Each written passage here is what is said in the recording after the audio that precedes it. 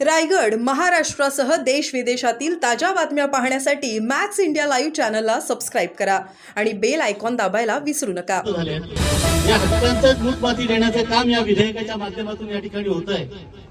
आज आपण या ठिकाणी आपल्यावर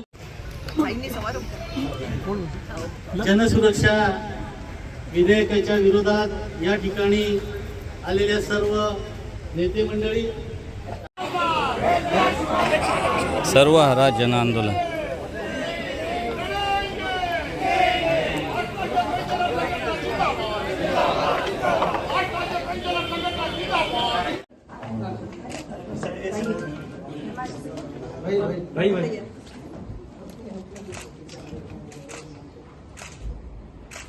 थँक्यू।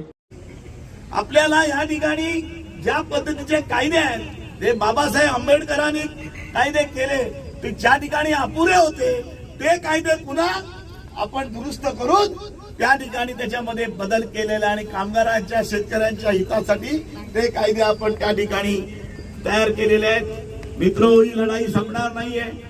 जून महिन्यामध्ये पुन्हा आपल्या रस्त्यावर यावं लागेल आणि मोठ्या संख्येनं आपल्याला त्यासाठी विरोध करावा लागेल। आज प्राथमिक स्वरूपाचं जे उल्काताईंनी सांगितलेली खरी गोष्ट आहे, ही प्राथमिक स्वरूपाच्या आज आपण या ठिकाणी आलेलो आहोत। या ठिकाणी मागावून आपल्याला मोठ्या संख्येने येऊन रस्त्यावर यावं लागेल आणि हे जे कायदे करतायत, मी तरुण मित्रांना सांगेन नेटवर जाऊन हे कायदे बघा किती भयानक आहेत। कोणालाही तुम्ही अटक करू शकता आणि या ठिकाणी जो विरोधी पक्षाचा आहे त्याला 100% या ठिकाणी कायद्याच्या कचाट्यात पकडून आतमध्ये टाकू शकता अशी परिस्थिती आहे। आणि तो मिसापेक्षाही वाईट कायदा आहे। मिसामध्ये टाकलं तर कमीत कमी या ठिकाणी आज न उद्या आपल्याला जामीन मिळत होता, परंतु हा कायदा असा आहे 3 वर्ष कोर्टात अर्ज पण करायचा अधिकार त्या ठिकाणी नाही आहे। आणि म्हणून मला या ठिकाणी मी त्याच्यावर बोलू शकतो। हाऊस मध्ये आम्ही 7-8 लोक आम्ही त्या ठिकाणी सचिन नायर वगैरे आम्ही बोललो आणि 1-1 तास आम्ही बोललो आणि विधेयक मागे घ्यायला लागलं, परंतु दुर्दैवानं महाविकास आघाडीची आपल्याला अपेक्षेप्रमाणे सत्ता आली नाही। त्याची ज्या चुका झाल्या त्या आपण दुरुस्त करून पुन्हा आपल्याला आपली एक ताकद या ठिकाणी उभी करायची आहे। आणि म्हणून मी या ठिकाणी उल्काताईंना का धन्यवाद देतो। हे संघटन आम्ही कोणी केलं नाही, या मोर्चा काढण्याचा आम्ही आलो पाहुणे म्हणून आलो, पण खरी श्रेय उल्काताईंना मी देतो। आणि म्हणून या ठिकाणी आम्ही निवेदन देऊ, पण पुन्हा सुरेंद्र म्हात्रे आपल्याला व्यापक बैठक पुढल्या महिन्यामध्ये लग्न आहेत आपल्याला घ्यावी लागेल आणि हा किती भयानक कायदा आहे हे सांगण्याचं काम, याचा अभ्यास शिबिर उल्काताई तुम्हाला घ्यावं लागेल आणि प्रत्येकाला समजावून सांगायला लागेल आपल्याला की या पद्धतीचं जर तुम्ही कायदे करायला लागलेत तर आम्ही रस्त्यात राहू नाही तर जेलमध्ये राहू, हे आपल्याला ठरवून आजच्या दिवशी आपण या आंदोलनाचा समारोप करताना मी एकच देखतो, जे एकजूट आहे महाविकास आघाडीची एकजूट आहे। विधानसभेच्या इलेक्शनला थोडं इकडे तिकडे झालं, त्या चुका आपल्याला दुरुस्त करून आपल्याला वेगळ्या तऱ्हेची एकजूट ही कायम ठेवायची आहे। दुसरी गोष्ट, या ठिकाणी ज्या पद्धतीचं काम कुठली अपेक्षा नसताना ज्या उल्काताई सारख्या ज्या सामाजिक आणि जनतेच्या हितासाठी सातत्यानं लढत देणाऱ्या संघटना विविध होत्या, 27-28 संघटना राज्यातल्या होत्या, लोंढे वगैरे सतीश लोंढे वगैरे सारखे आमचे मित्र त्या ठिकाणी होते, या सर्वांना आम्ही खरं श्रेय देतो। जे संघटन झालं, काही चुका आमच्याकडनं झाल्या, तुमची निराशा केली का, तुम्हाला कुठली अपेक्षा नाही, आम्हाला आमदारकी पाहिजे, जिल्हा परिषद पाहिजे म्हणून आम्ही लढलो काही लोक, तर ती अपेक्षा करून त्या सगळ्या दुरुस्ती करण्यासाठी तुमचं त्याच्यामध्ये सगळ्यात प्रामुख्यानं तुम्हाला त्याच्यामध्ये खऱ्या अर्थानं भाग घ्यावा लागेल असं मला वाटतं। आणि म्हणून मी जास्त वेळ बोलत नाहीये। आपण या ठिकाणी आज आपल्या नेहमीप्रमाणे या ठिकाणी संख्येने आलो नाही, पण ही सुरुवात आहे। आपण नक्कीपणे चांगली तयारी घेऊन येऊ। लग्नाच्या तिथी पण शिकार आहेत सगळ्यांनी, उल्काताई पण आम्ही ठरवलेलं आहे की देशव्यापी हे खरं आंदोलन आहे आणि त्यामुळे आपल्याला तारीख बदलता आली नाहीये।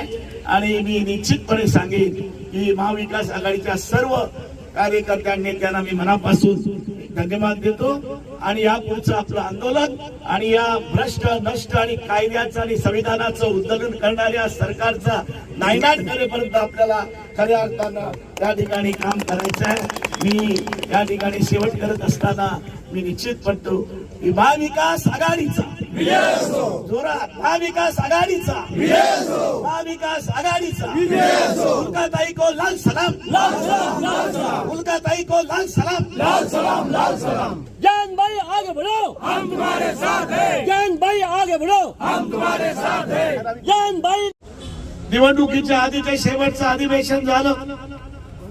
त्या अधिवेशनामध्ये विधेयक आणलं, खालच्या सभागृहामध्ये हे विधेयक पास करण्यात आलं गोंधळामध्ये। 8 दिवस सतत सभागृह बंद होतं, त्यावेळेला हे विधेयक या ठिकाणी आलं। दोन्ही सभागृह त्यावेळेला स्थगित होते, पण कामगार नेते जे सभागृहामध्ये वरच्या होते त्यांनी आम्ही सर्वांनी पुढाकार घेऊन बहिष्कार टाकला असताना आम्ही हाऊस मध्ये गेलो। त्याच्यामध्ये भाई जगताप होते, शशिकांत शिंदे होते, सचिन आयर होते, मी होतो। या 5-6 लोकांनी हे विधेयक आम्ही थांबून धरलं, थोपून धरलं। कारण का? त्यावेळेला वरच्या हाऊस मध्ये सत्ताधारी पक्षाची मेजॉरिटी नव्हती आणि म्हणून हे विधेयक त्यांना मागे घ्यायला लागले। आणि म्हणून यावेळेला पहिल्यांदाच हे विधेयक आणलं। त्यावेळेला पार्लमेंटमध्ये विधेयक नव्हतं, पण या ठिकाणी पार्लमेंटमध्ये विधेयक आणून खालच्या सभागृहात सुद्धा हे विधेयक आणण्याचं कामकाज सांप्रतचे राज्यकर्ते करतायत। आणि म्हणून या विधेयकाला मी उल्काताईंना धन्यवाद देईन। त्यांनी मला फोन केला 8 दिवसापूर्वी, पण या मोर्चाचं आणि या सगळ्या आंदोलनाचं श्रेय मी उल्काताईंना देतो। त्यांनी मोठ्या प्रमाणात सगळ्यांना सांगितलं, कारण मोर्चा असला तर आम्हाला सवय झाली की 10-15 हजार 20,000 लोक असल्याशिवाय मोर्चा नाही, पण उल्काताईचा तसं नाही। उल्काताई 10 असले तरी उल्काताई मोर्चा काढतात। म्हणून मी सांगितलं की या ठिकाणी आम्ही येतो, मी स्वतः येतो। त्यांना म्हटलं मी येणार नाही, मी बाहेर गावी गेलो होतो, पण उल्काताईला घाबरून मी आज आलो। कारण कार्यकर्त्यांनी किंवा नेत्यांनी एखादी गोष्ट ठरवली तर सर्वांनी आपण एकत्र येऊन त्यांची हिंमत, तो आवाज आपण वाढवला पाहिजे। आणि म्हणून मी या ठिकाणी जास्त बोलणार नाहीये, पण 2 गोष्टी आहेत। हे विधेयक कसं आहे ते, या विधेयकामध्ये तुम्हाला कुठलीही गोष्ट या ठिकाणी आंदोलनाच्या रूपेने करता येणार नाही। आम्ही त्यावेळेला मी हाऊस मध्ये बोललो, समोरच्या पत्रकारांनी त्यावेळेला काढलं, ते सगळं माझं भाषण दिलं होतं। हे जे कायदे बनवलेले आहेत, संविधान झाल्यानंतर कायदे बनवलेले आहेत, ते लढून लढून आम्ही बनवले आहेत। कामगारांनी अनेक वेळा लढाया केल्या, मोर्चे काढले, जेलमध्ये गेले, किंबहुना काही हुतात्मे झाले, काही काही रक्त सांडलं। हे कायदे असे नुसते झालेले नाहीये। कायदे करायला या देशातला कष्टकरी कामगार यांनी पुढाकार घेऊन खऱ्या अर्थानं कामगारच्या हिताचे आणि त्यांना हक्क देण्याचं काम या ठिकाणी लढून हे कायदे बनवायला लागले। त्यावेळेला काँग्रेसची एकमुखी सत्ता होती, विरोधी पक्षाचे 10% सुद्धा लोकसभेत किंवा विधानसभेत मेंबर नव्हते, तरी लढ्याची ताकद एवढी होती की सरकारला नमाल लागत होतं। आणि म्हणून या ठिकाणी एक गृहीत धरता म्हणजे हे मनुवादी जे लोक आहेत ते सुंदर नाव देण्यामध्ये एकदम पटाईत आहे। नाव सोनूबाई हाती ठीक आहे, त्याने कसं दिलेलं आहे, अर्बन नक्षल। मग कोणी अर्बन नक्षल ठरू शकतो। आता नक्षलवादी आहेत ते बिचारे आदिवासी वगैरे आहेत, मी त्यांचं समर्थन करत नाहीये। त्यांची एक बाजू जे ते याने आक्रमकरित्यानं हत्याराने लढतात त्याला आमचा विरोध आहे। आणि म्हणून या ठिकाणी त्यांचं समर्थन न करता उद्या अर्बन नक्षल म्हणजे मला तर मुलकाताईला जेलमध्येच बसायला लागेल, नंदाताईचं रोजचं आंदोलन असतं, तिला जेलमध्येच बसावं लागेल, ही परिस्थिती आहे। ही हसण्यासारखी गोष्ट नाही। उद्या हे विधेयक पास झालं तर असा मोर्चा काढण्याचा अधिकार आपल्याला राहणार नाहीये. आपल्याला या ठिकाणी ज्या पद्धतीचे कायदे आहेत ते बाबासाहेब आंबेडकरांनी कायदे केले ते ज्या ठिकाणी अपुरे होते ते कायदे पुन्हा आपण दुरुस्त करून त्या ठिकाणी त्याच्यामध्ये बदल केलेला आणि कामगारांच्या शेतकऱ्यांच्या हितासाठी ते कायदे आपण त्या ठिकाणी तयार केलेले आहेत. मित्र, ही लढाई संपणार नाहीये. जून महिन्यामध्ये पुन्हा आपल्या रस्त्यावर यावं लागेल आणि मोठ्या संख्येनं आपल्याला त्यासाठी विरोध करावा लागेल. आज प्राथमिक स्वरूपाचं जे उल्काताईने सांगितलेली खरी गोष्ट आहे, ही प्राथमिक स्वरूपाच्या आज आपण या ठिकाणी आलेलो आहोत. या ठिकाणी मागावून आपल्याला मोठ्या संख्येने येऊन रस्त्यावर यावं लागेल.